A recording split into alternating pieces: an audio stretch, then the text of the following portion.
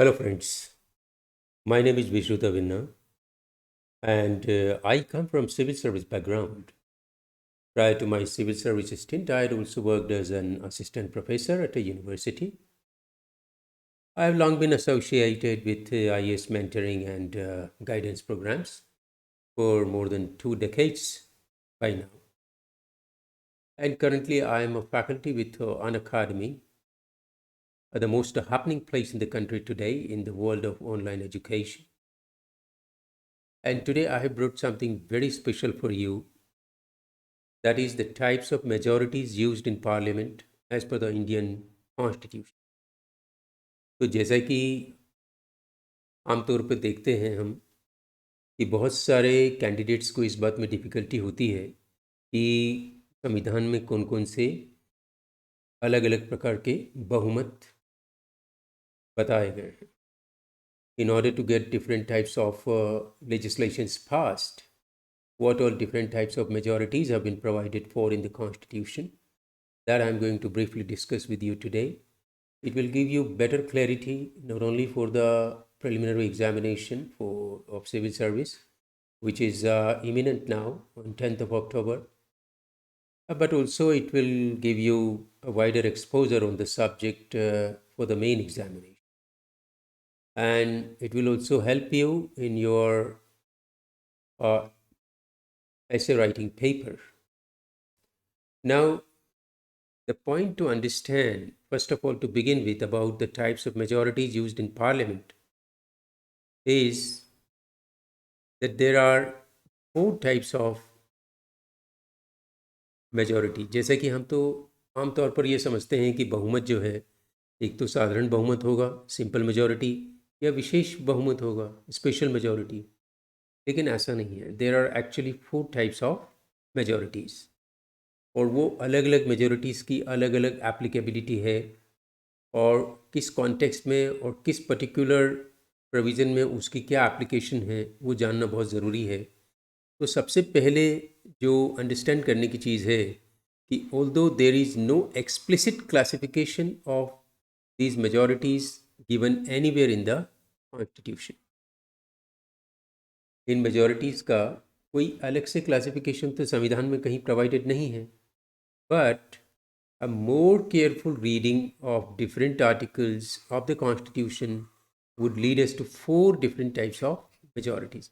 तो ये इम्पॉर्टेंट है कि इसमें 4 प्रकार की मेजॉरिटीज़ का संविधान में वर्णन आता है. उसको हम वन बाय वन अंडरस्टैंड करेंगे. सबसे पहली जो मेजॉरिटी है, that is called absolute majority. Absolute majority के क्या मायने हैं वो अभी हम अंडरस्टैंड करेंगे. दूसरी जो मेजॉरिटी है, that is called effective majority. तीसरे प्रकार की मेजॉरिटी है, that is called simple majority. And fourth and the last type of majority is called special majority. तो अब सबसे पहले हम चर्चा करते हैं एब्सोल्यूट मेजॉरिटी की. एब्सोल्यूट मेजॉरिटी का सिंपल मतलब स्टूडेंट्स ये है कि टोटल नंबर ऑफ मेंबर्स जो हाउस के हैं उसकी जो मेजॉरिटी है वही एब्सोल्यूट मेजॉरिटी है. यदि फॉर एग्ज़ाम्पल लोकसभा में हम लें कि टोटल नंबर ऑफ मेंबर्स 545, तो उसको 2 से डिवाइड करके उसमें +1 करने से जो संख्या आएगी वही एब्सोल्यूट मेजॉरिटी है. तो सबसे पहली चीज़ तो अंडरस्टैंड करने की ये है कि it refers to a majority of more than 50% of the total membership of the house. जैसा कि मैंने बताया, यहाँ पर एक एग्जाम्पल भी हम लेकर इसको अंडरस्टैंड करेंगे कि for example, as the total membership of Lok Sabha is say 545, then an absolute majority would mean 50% of 545 plus 1, and that would come to 273. तो ये फिगर 273, ये मैजिक फिगर, इसको ऐसे समझना चाहिए कि ये एब्सोल्यूट मेजॉरिटी जो मैक्सिमम नंबर ऑफ मेंबर्स है उसको 2 से हम डिवाइड करें और उसमें 1 जोड़ दें, तो जो मेजॉरिटी प्राप्त होगी वही एब्सोल्यूट मेजॉरिटी है. 2 से डिवाइड करके उससे जैसे ही जो अधिक नंबर है, जो पूर्णांक है, वही एब्सोल्यूट मेजॉरिटी है. लोकसभा के केस में ये 273 एब्सोल्यूट मेजॉरिटी है. अब cases where absolute majority is used, ऐसे कौन से केसेस है जहां एब्सोल्यूट मेजोरिटी, तो एब्सोल्यूट मेजोरिटी एज सच तो संविधान में डायरेक्टली कहीं पे काम में नहीं आती। एब्सोल्यूट मेजोरिटी की सबसे बड़ी एप्लीकेशन क्या है कि यदि चुनाव के बाद में यह तय करना है कि कौन सी पार्टी सरकार बनाएगी, तो उसका क्राइटेरिया क्या है? उसका क्राइटेरिया है एब्सोल्यूट मेजोरिटी। जिस पार्टी को बहुमत मिला है वही पार्टी सरकार बनाएगी। तो in other words, as we have stated here, cases where the absolute majority in the normal business of parliament or state legislature, absolute majority is not generally used, but this majority is used during the general election for the formation of government at the center and in the states। जैसा कि मैंने बताया कि direct absolute majority का कहीं इस्तेमाल नहीं है। हाँ, absolute majority with 2/3 of the members present and voting, उसका कई सारे आर्टिकल्स में जिक्र आएगा जिसकी अभी मैं चर्चा करूंगा। लेकिन एज सच अलग से एब्सोल्यूट मेजोरिटी किसी भी पर्टिकुलर लेजिस्लेशन के लिए कॉन्स्टिट्यूशन में मेंशन नहीं है। एब्सोल्यूट मेजोरिटी की जो डायरेक्ट एप्लीकेशन है वो ये है कि किसी भी चुनाव के बाद में, चाहे वो चुनाव केंद्र सरकार के हो, केंद्र के चुनाव हो या राज्यों के चुनाव हो, वो सभी में एब्सोल्यूट मेजोरिटी यानी कि पूर्ण बहुमत जो है उसी से सरकार का गठन करना तय होता है। तो इन that sense it is a huge significance. तो इसकी जो प्रासंगिकता है, रेलेवेंस है, वो काफ़ी ह्यूज है in that sense, although it is not mentioned in the constitution. तो if a political party has an absolute majority, तो उसकी इम्प्लीकेशन क्या है? पॉलिटिकल पार्टी की यदि एब्सोल्यूट मेजोरिटी है, it means it gets to form the government and there is a better possibility of stability in the house। क्योंकि यदि absolute majority नहीं है तो कोalition से सरकार बनेगी और वो सरकार अस्थिर हो जाएगी, उसके अस्थिर होने की संभावनाएं बढ़ जाएंगी। और यदि एब्सोल्यूट मेजोरिटी है और उससे सरकार बनती है तो निश्चित रूप से उस सरकार के स्थिर रहने की, स्टेबल रहने की संभावनाएं बढ़ जाती हैं। तो ये सबसे पहली समझने की चीज़ है कि एब्सोल्यूट मेजोरिटी का, पहली बात, संविधान में कहीं भी डायरेक्ट एप्लीकेशन नहीं अपने आप में एब्सोल्यूट मेजोरिटी का। Absolute majority with other majority like as I said 2/3 of the members present in voting, उसका एप्लीकेशन है, लेकिन डायरेक्ट अपने आप में एब्सोल्यूट मेजोरिटी का कहीं भी जिक्र नहीं है। दूसरी चीज़, इसकी एप्लीकेशन, डायरेक्ट एप्लीकेशन सरकार बनाते वक्त, चाहे वो केंद्र की सरकार हो या राज्यों की सरकारें हों, तब एब्सोल्यूट मेजोरिटी से ही यह तय होता है और उसी से स्टेबिलिटी का आंकलन होता है। So this majority is never used anywhere, but it is a huge significance, as we have seen, that it means someone who gets to form the government, means some party who gets to form the government, there would be better stability if they have absolute majority in their favor। दूसरी important जो majority है that is called effective majority. Effective majority के मायने क्या है कि जो total number of members है किसी भी हाउस के, उसमें से यदि जो डिस्क्वालिफाइड या वैकेंट सीट्स है वो माइनस कर दें, तो उसके बाद जो संख्या आती है उसको 2 से डिवाइड करके +1 करें तो इफेक्टिव मेजोरिटी आ जाए। जिसको जो कॉन्स्टिट्यूशन में लैंग्वेज यूज़ की है वो ये यूज़ की है, majority of the then members of the house. Majority of the then members of the house, particularly यदि लोकसभा स्पीकर को या डेप्यूटी स्पीकर को रिमूव करना हो, या लेजिस्लेटिव असेंबली के स्पीकर या डेप्यूटी स्पीकर के रिमूवल का प्रश्न हो, या राज्यसभा के डेप्यूटी चेयरमैन के रिमूवल का प्रश्न हो, तो ऐसे में इफेक्टिव मेजोरिटी काम आती है। इफेक्टिव मेजोरिटी किस तरह से वर्क करती है उसको अंडरस्टैंड करते हैं कि this basically implies that out of the, पहली बात तो ये, effective majority of the house means more than 50% of the effective strength of the house. Effective strength क्या होगी? जो टोटल स्ट्रेंथ है उसमें से वैकेंट सीट्स को माइनस कर दें। और वैकेंसी किस लिए अराइज होती है? या तो डेथ हो, डिस्क्वालिफिकेशन हो या रिमूवल हो, तो ऐसी सिचुएशन के अंदर वैकेंसी क्रिएट होती है। तो total strength of the house minus vacancies, वो यदि ले तो फिर इफेक्टिव स्ट्रेंथ आती है। इफेक्टिव स्ट्रेंथ की जो मेजोरिटी है वो मेजोरिटी ही effective majority. Very simple, it implies that out of total strength we deduct, minus करते हैं द वैकेंट सीट्स। जैसे कि मैंने बताया वैकेंट सीट्स के मायने क्या हैं। वैकेंट सीट्स के मायने कदापि एब्सेंटिज्म नहीं है। वैकेंट सीट्स के मायने हैं जो डेथ, रेजिग्नेशन रिमूवल, डिस्क्वालिफिकेशन, इस वजह से जो वैकेंसीज क्रिएट हो गई हैं वही इफेक्टिव मेजॉरिटी है। तो एक तरफ कहते हैं एब्सोल्यूट मेजॉरिटी, बट नहीं, इफेक्टिव मेजॉरिटी। इफेक्टिव मेजॉरिटी का मतलब एब्सोल्यूट मेजॉरिटी में से वैकेंसीज को माइनस कर दें तो इफेक्टिव स्ट्रेंथ आएगी। इफेक्टिव स्ट्रेंथ की जो मेजॉरिटी है उसी को the then members of the house की मेजॉरिटी कहते हैं। when the Indian Constitution mentions all the then members of the House, that refers to effective majority. इसको एक एग्जाम्पल से अंडरस्टैंड कर लेते हैं।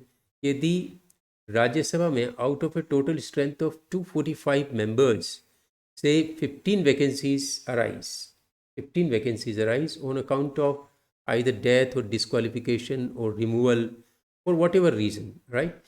Out of 15, out of 245, 15 vacancies are there. That means total number of seats, the then members जो है that would be 230. तो 230 उसकी जो बहुमत होगा वो 116 होगा। 230 को यदि हाफ करें तो 115 प्लस 1 यानी कि 116 जो है वो वोट्स है, दैट इज इफेक्टिव मेजोरिटी। ये मैजिक फिगर है जो कि लोकसभा स्पीकर को अपने पद से हटा सकता है या डेप्यूटी स्पीकर को अपने पद से हटा सकता है। तो it basically means that what ever is the effective strength of the house, divide that by 2 + 1 and that will give you the effective majority. जैसा कि एग्जाम्पल से हमने अंडरस्टैंड किया, यदि 245 राज्यसभा की टोटल मेंबरशिप है और 15 वैकेंसीज एग्जिस्ट करती है तो 230 उसकी इफेक्टिव स्ट्रेंथ है, और 230 का मतलब हुआ 115 will be exactly half of 230।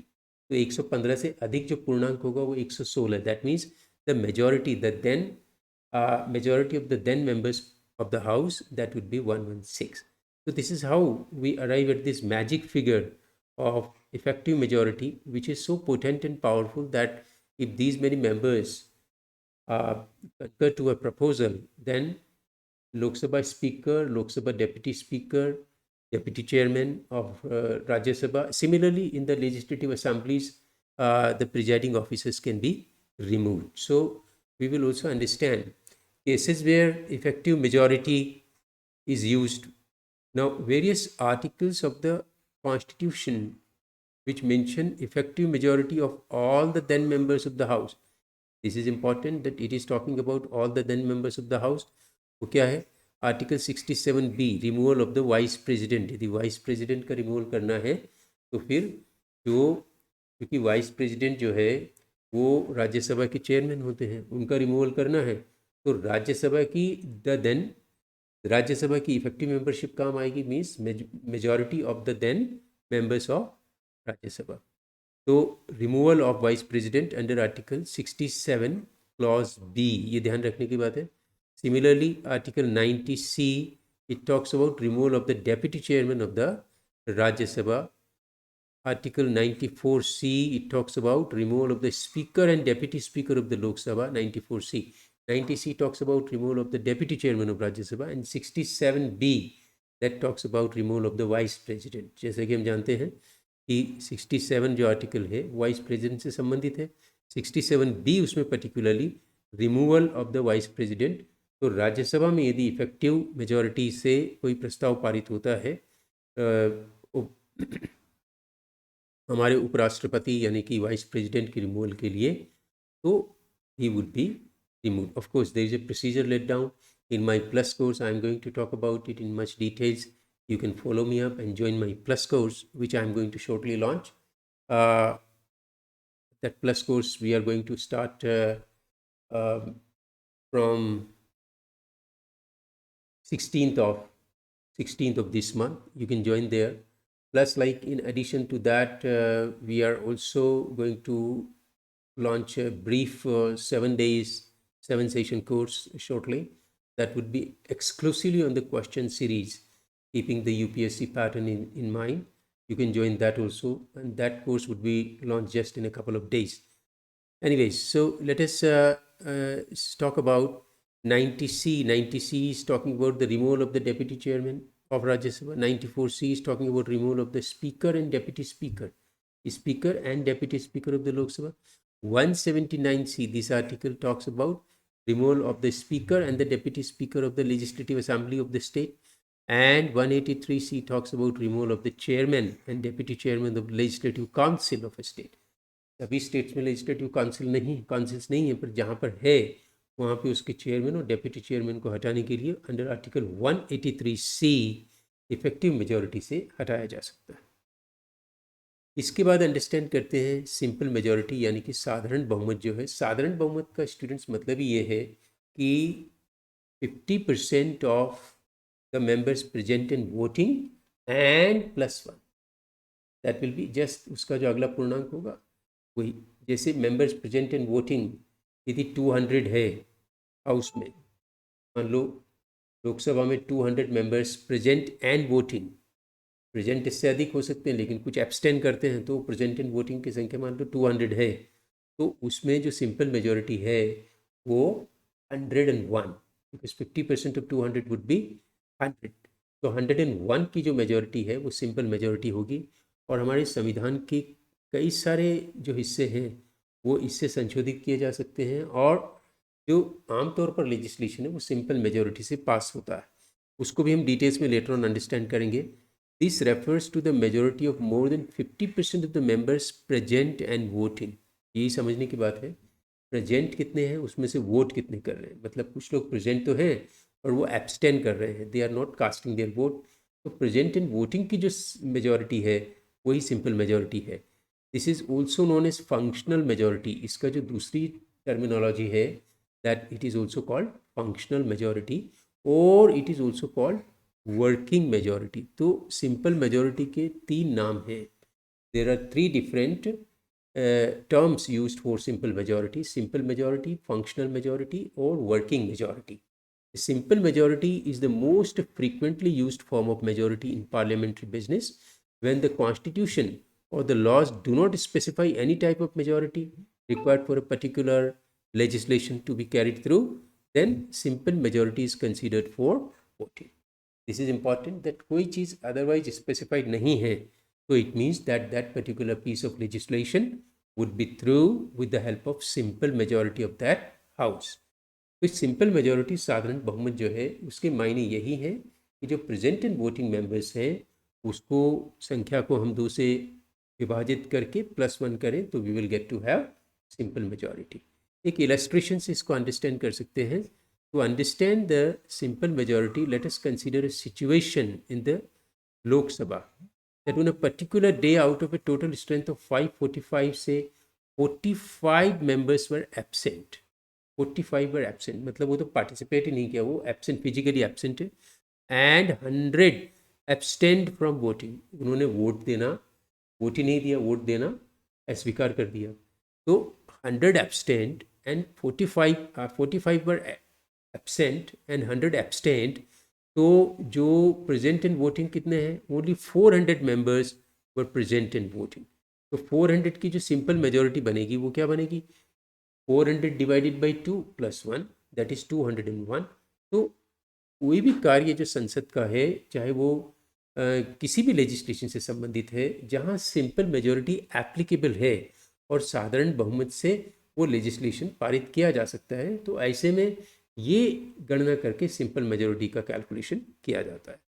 तो ordinary bills need to be passed with a simple majority in both the houses of parliament, right, Lok Sabha as well as Rajya Sabha, before it is sent to the president for his ascent.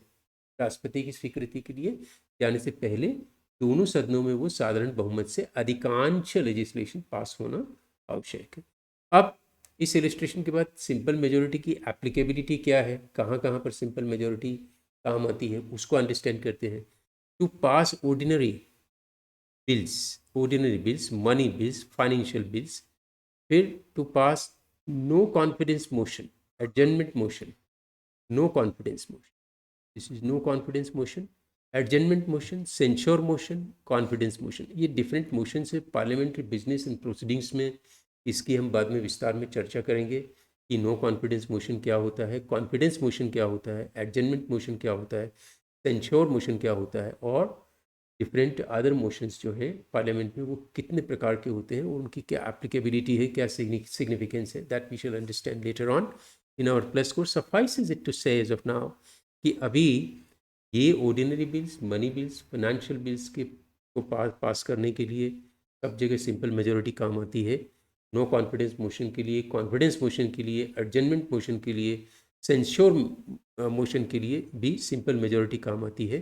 For the removal of vice president, majority required in Lok Sabha is the simple majority. अब ये एक understand करने की चीज़ है कि अभी अभी हमने अंडरस्टैंड किया कि ये जो आर्टिकल 67 बी है, वहाँ पे इफेक्टिव मेजोरिटी चाहिए। अब इफेक्टिव मेजोरिटी किसकी चाहिए? राज्यसभा की चाहिए। लेकिन उपराष्ट्रपति को हटाने के लिए लोकसभा की सहमति भी आवश्यक है। तो लोकसभा की सहमति साधारण मेजोरिटी से, सिंपल मेजोरिटी से होगी। राज्यसभा में जो प्रस्ताव पारित होगा वो इफेक्टिव मेजोरिटी से होगा। और लोकसभा की जो सहमति होगी, यद्यपि संविधान में इसका कोई स्पष्ट वो नहीं दिया है, लेकिन it is implied if no other majority is mention then simple majority is applicable there. So Rajya Sabha for the removal of the vice president will have to pass a resolution by the effective majority, which we just now understood under Article 67B, and Lok Sabha, after having been passed by Rajya Sabha, it would then go to Lok Sabha. Lok Sabha will pass this legislation, pass this proposal, resolution for the removal of vice president by simple majority, right? Under Article 67B. And to declare financial emergency also, what is needed is simple majority. So we see a variety of legislations, a variety of businesses of parliament and state legislatures. They can be carried through with the help of simple majority. Simple majority से अधिकांश जो legislation है वो पारित किया जाता है। फिर टू डिक्लेयर स्टेट इमरजेंसी, यदि प्रेसिडेंट्स रूल डिक्लेयर करना है तो भी सिंपल मेजोरिटी से डिक्लेयर हो। Election of speaker, deputy speaker of Lok Sabha and the state legislatures, right, वो सिंपल मेजोरिटी से होता है। Constitution amendment bill under article 368 which needs to be ratified by states require only simple majority at state legislatures। ये important चीज़ है। Article 368 में हम देखते हैं कि स्पेशल मेजोरिटी काम आती है। उसमें दो प्रकार की स्पेशल मेजोरिटी होती है जिसको अभी हम अंडरस्टैंड करेंगे। लेकिन कुछ इस तरह के संविधान में संशोधन होते हैं जो हमारी संघीय व्यवस्था को प्रभावित करते हैं, और वो स्पेशल मेजोरिटी पार्लियामेंट में पास होने के बाद, यानी कि पार्लियामेंट के दोनों सदनों से स्पेशल मेजोरिटी से पास होने के बाद में उनको 50% ऑफ द स्टेट लेजिस्लेचर्स के रेटिफिकेशन या स्वीकृति की आवश्यकता होती है। तो स्टेट लेजिस्लेचर्स में जब वो बिल जाता है, अमेंडमेंट बिल जाता है, तो वो साधारण बहुमत से पारित किया जाता है। उसके लिए विशेष स्पेशल मेजोरिटी या विशेष बहुमत की आवश्यकता नहीं है। This is important. और इसी प्रकार जैसा कि हमने देखा, प्रेसिडेंट्स रूल के डिक्लेरेशन के लिए, speaker, deputy speaker of the Lok Sabha and state legislatures के लिए, ये सब जगह simple majority is applicable as per the Indian constitution. We shall understand in details the various provisions concerned with all these legislations. Now अब बात करते हैं special majority की। तो स्पेशल मेजॉरिटी जो है वो चार प्रकार की हमारे संविधान में है। All types of majorities other than the absolute, effective और simple majority, they are basically known as special majority. अब स्पेशल मेजॉरिटी जो संविधान में वो चार प्रकार की है। एक तो है special majority which is applicable under article 249, जो कि एक बहुत ही स्पेशल आर्टिकल है, जिसमें the council of states, that is Rajya Sabha को यह अधिकार है कि वो यदि कोई रेजोल्यूशन पास करे 2/3 of the members present in voting से, तो under article 249, if it is necessary and expedient in the national interest, parliament can make law on a subject given in the state list contained in schedule 7। ये बहुत important है कि राज्यसभा के पास में ये विशेष अधिकार है कि यदि वो 2/3 of the members present in voting से 2/3 of the members present in voting, ये रिमार्केबल। अब ये एक स्पेशल मेजॉरिटी है, वो आर्टिकल 249 के लिए एप्लीकेबल। तो इसलिए प्रथम जो टाइप मैंने लिया है that is type 1, special majority as per article 249। फिर दूसरा प्रकार है special majority as per article 368।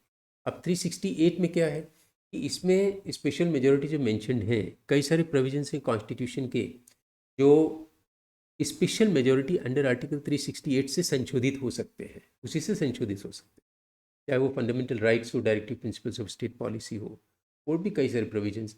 तो अब वहाँ पर वो कौन कौन से प्रोविजंस हैं उसकी अब बाद में चर्चा करेंगे। लेकिन वो मेजॉरिटी क्या है? वो मेजॉरिटी है number 1, the majority of total number of members of the house plus 2/3 of the members present in voting. तो इसमें दो कंडीशंस है, एक तो एब्सोल्यूट मेजोरिटी होनी चाहिए, टोटल जो मेंबर्स हैं हाउस के उसकी मेजोरिटी होनी चाहिए, और दूसरी 2/3 of the members present in voting भी साथ में होना चाहिए। That kind of special majority is mentioned under article 368। और इसमें एक और टाइप है अंडर आर्टिकल 368 जहाँ पर संघीय व्यवस्था प्रभावित होती है, जैसे राष्ट्रपति के चुनाव से संबंधित, या शेड्यूल 4 या शेड्यूल 7 से संबंधित, या supreme courts and high court से संबंधित, या सेंटर स्टेट के लेजिस्लेटिव रिलेशन से संबंधित। इन तमाम चीज़ों के लिए special majority under Article 368 implies not only majority of the total membership of the House plus 2/3 of the members present in voting, plus also ratification by 50% of the state legislatures। यानी कि इसमें एक तरह से तीन components मिले हुए हैं, right? So it also needs 50% of the ratification by the simple majority, that is of state legislatures। तो ये दो विशेष प्रकार की जो मेजोरिटीज, स्पेशल मेजोरिटीज है अंडर आर्टिकल 368 ये कवर हो जाती है। टाइप 4 जो मेजोरिटी है, special majority as per article 61 means removal of the president. If a president has violated the constitution, under our constitution he can be removed, but their special majority is required। that special majority is 2/3 of the total membership of the house। तो अब इसको थोड़ा सा understand करते हैं कि special majority जो under article 249 जिसका अभी मैंने जिक्र किया वो क्या है। Special majority as per article 249 requires a majority of 2/3 of members present in voting, 2/3 of the members present in voting। For example, out of 245 members in Rajya Sabha, if only 150 are present in voting, suppose present in voting only 150, then the special majority requirement would be article under article 249 would be 101, क्योंकि 150 है तो इसका 2/3, इसका 2/3 कितना होगा, 2/3 इसका हो जाएगा 100, और मेजोरिटी कितनी हो जाएगी 101।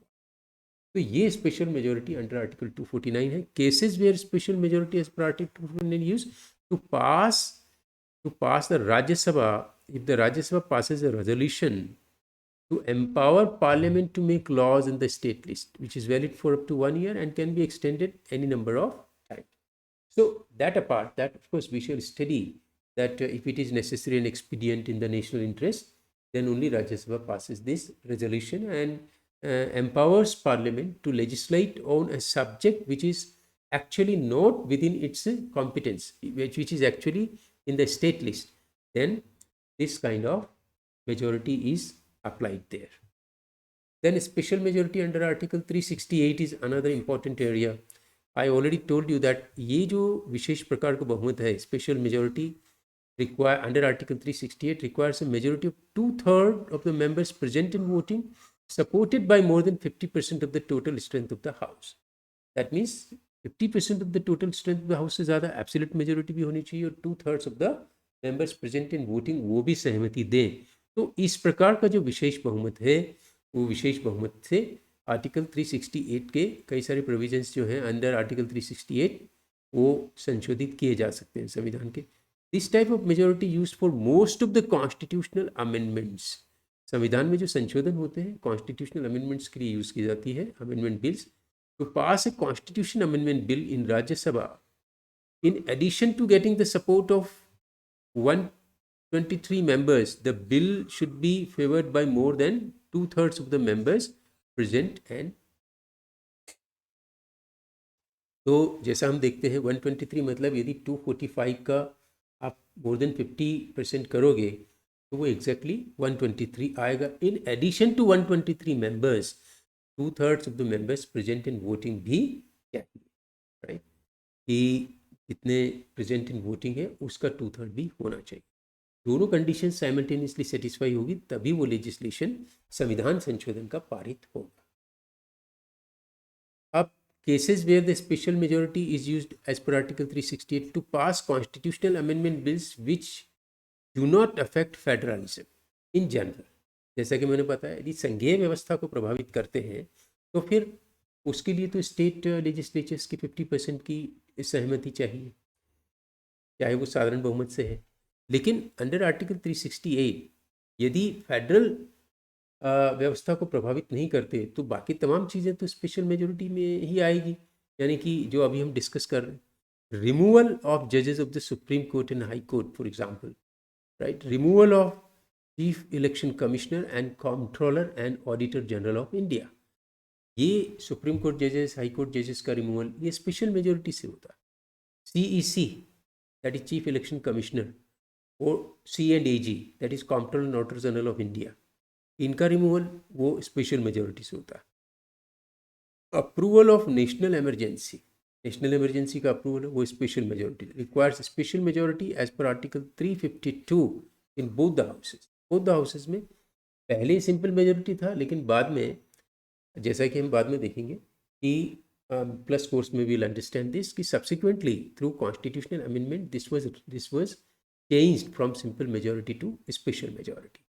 Resolution by the state legislature for the creation and abolition of legislative council, यदि आर्टिकल 169 में स्टेट लेजिस्लेचर कोई लेजिस्लेशन पास करती है कि हमारे यहाँ पे लेजिस्लेटिव काउंसिल होनी चाहिए, या यदि है तो नहीं होनी चाहिए, तो आइदर केस में उनको स्पेशल मेजोरिटी से प्रस्ताव पारित करना होगा, और संविधान पारित करने के बाद संसद को भेजना होगा, संसद फिर सिंपल मेजोरिटी से उस पर डिसीजन लेगी, right. Special majority as per article 368 में जो दूसरे प्रकार की स्पेशल मेजोरिटी है, जो स्टेट्स का रेटिफिकेशन भी चाहती है, उसमें जो special majority is required when a constitutional amendment bill tries to change the federal structure. यदि संघीय व्यवस्था में कोई बदलाव चाहते हैं तो फिर केवल स्पेशल मेजोरिटी से काम नहीं चलेगा, साथ में राज्य जो है उनकी लेजिस्लेचर्स की 50% की सहमति आवश्यक है। Special majority as per article 368 plus ratification required by majority of the state legislatures, of 2/3 of members present and voting supported by more than 50% of the state legislature by a simple majority। तो अब इसमें total क्या हो गया कि absolute majority, 2/3 of the members present in voting, and तीन चीज़ें आ गई, 2/3 of the members present in voting supported by more than 50% of the state legislatures by a simple majority, right। तो ये इनका समावेश होगा तभी वो संघीय व्यवस्था को प्रभावित करने वाले संशोधन पारित हो सकते हैं। A good example would be a bill which was introduced, जैसे नेशनल जुडिशियल अपॉइंटमेंट्स कमीशन का जो बिल था, it required the support of at least 15 state legislatures out of the then 29। अभी नंबर ऑफ स्टेट्स जो है वो 28 हो गई है, राइट। तो उस वक्त की कैलकुलेशन से उसको जो अप्रूवल चाहिए था वो 15 का चाहिए था, क्योंकि 29 उस वक्त स्टेट्स थी। Currently we have 28 states in the country, we have as of now 28 states and 8 union territories, right. तो 50% उस वक्त जो है वो 29 का 50% हम करेंगे, और उसको जस्ट जो नेक्स्ट पूर्णांक है 15 की सहमति चाहिए। अभी की कैलकुलेशन से चलेंगे तो 14 की सहमति भी पर्याप्त होगी। फिर cases where special majority as per article 368 plus ratification is required, अब उसमें कई सारे हैं। तो pass a constitutional amendment bill which affects federal structure, right, under article 54, 73, 162, 279A। इसकी हम बाद में चर्चा करेंगे कि ये क्या आर्टिकल्स है। शेड्यूल 4 है, शेड्यूल 7 है, राइट, और आर्टिकल 368 है। ये तो हम जानते ही हैं कि schedule 4 is concern with representation of states in the Rajya Sabha. Schedule 7 is concerned with Article 246, that is three lists, union list, state list and the concurrent list. Article 368 की तो हम चर्चा कर ही रहे हैं, प्रेसिडेंशियल इलेक्शन से संबंधित article, और 73, 162, 279A। तो ये सब जो है इनमें संघीय व्यवस्था को प्रभावित करते हैं, तो इसके लिए हमें वो मेजोरिटी चाहिए। कौन सी majority? Special majority plus ratification of 50% state legislature. अब आर्टिकल 61 जो fourth different type of special majority है, वो आर्टिकल 61 मीन्स यदि संविधान के उल्लंघन के लिए राष्ट्रपति को हटाने का महाभियोग लाया जाता है, तो उसमें अंडर आर्टिकल 61 एक विशेष प्रकार की मेजोरिटी चाहिए, that is 2/3 of the total membership of the house. तो special majority as per article 61 requires a majority of 2/3 of the members of the total strength of the house, In Lok Sabha, the special majority as per this Article 61 would be 364, while in Rajya Sabha, this majority will be 164. तो ये higher number है. Cases where special majority as per article 60 वो तो है ही. Impeachment of the Indian president के लिए ही यूज होता है आर्टिकल 61.